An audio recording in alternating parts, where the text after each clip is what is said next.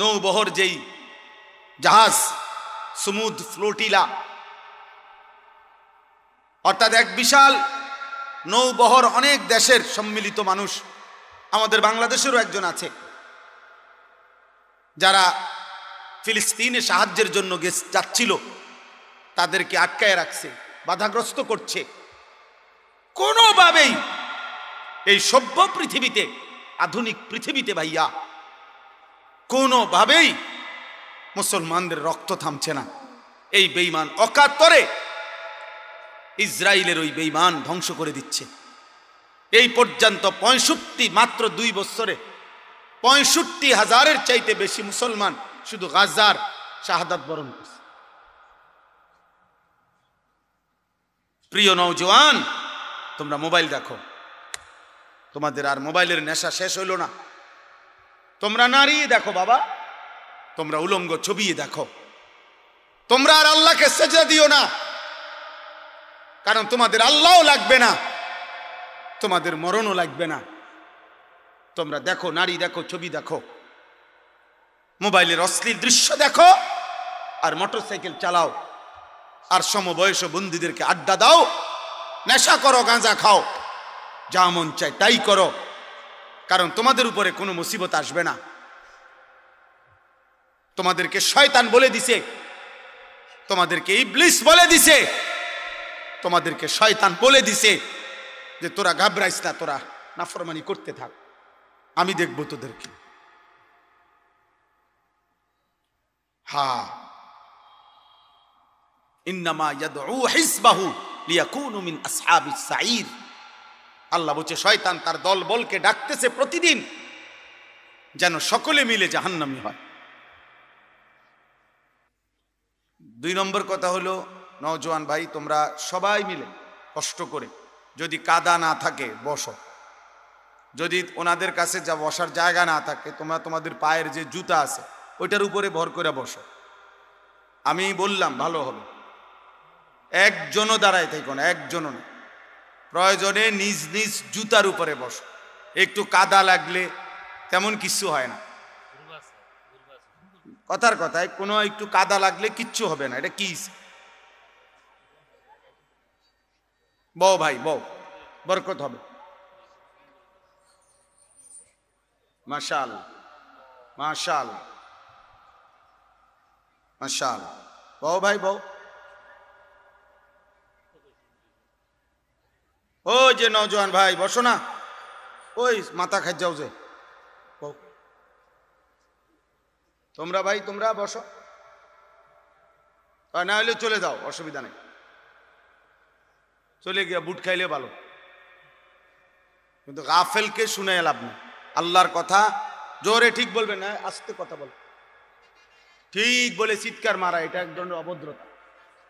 কারণ হইলো এটা একজন বললে তো বাকিরা যে হাসে, তাহলে বোঝা গেল এটা মস্কারি করা হইলো, নাইলে বাকিরা হাসলো কেন বলে? মানে একজনে বললো ঠিক, তো আরেকজনে হাসি দিল, কি রে কিতা গলি, তাহলে বোঝা গেল এটা মস্কারি। সাবধান, আল্লাহর কথার উপরে সামান্যতম তুচ্ছ তাচ্ছিল্য করা এটা কুফরি, কুফরি, ডাইরেক্ট কুফরি। ইস্তেহজা কুফরি, মানে ঠাট্টা করা, তুচ্ছ তাচ্ছিল্য করা, কোনো কথা দ্বারা, শব্দ, আচরণ, উচ্চারণ দ্বারা। প্রিয় ভাই, একটা হলো আমল না করা, আর একটা হলো অবজ্ঞা করা। দাড়ি না রাখা এটা কবিরা গুনাহ, কিন্তু অবজ্ঞা করা, টিটকারি করা, বিদ্রুপ করা কুফরি। এটা জরুরি কথা, কিন্তু এজন্য ফাইজলামি সবখানে না, মস্কারি সব জায়গায় না। তুমি না শুনলে কোনো সমস্যা নাই, আমি তো আগেই বললাম, কিন্তু আল্লাহর কথা শতভাগ মনোযোগ দিয়ে শুনতে হয়। কোরআনুল কারীমের মধ্যে বারবার আল্লাহ তাআলা এই কথাটা বলছেন, ফাসতামিউ লাহু ওয়া আনসিতু। আমার কোরআন আল্লাহ আদেশ করেছেন তোমরা মনোযোগ দিয়ে শোনো এবং চুপ থাকো, লাআল্লাকুম তুরহামুন। আল্লাহ তাআলা বলেন যদি মনোযোগ দিয়ে শোনো, চুপ থাকো, আমি আল্লাহ ওয়াদা করলাম অবশ্যই তোমাদের উপরে রহমত বর্ষিত হবে। এই সরাসরি আল্লাহর ওয়াদা। এজন্য যে আল্লাহর কথা মনোযোগ দিয়ে শুনবে, চুপ থেকে শুনবে, আল্লাহ তার উপরে রহমত বর্ষণ করবে। রহমত বর্ষণ করবে মানে কি? তাফসিরে রুহুল মাআনিতে আছে তৌফিকুত তাআ, ইউওয়াফিকুহুত তাআ। আল্লাহ তাআলা তাকে ওই কথাগুলোর উপরে আমল করার, আনুগত্য করার, আমল করার তৌফিক দান করবে।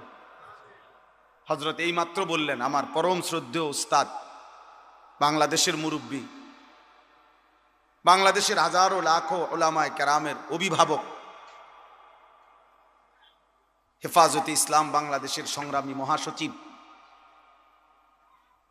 আল্লামা শায়েখ সাজিদুর রহমান দামাত বারাকাতুহুমুল আলী, একেবারে ছোট্টবেলায় জিন্দেগির প্রথম মাদ্রাসার পড়ালেখা বলতে যা বুঝায় আমি সেটা দারুল আরকামই পড়ছি।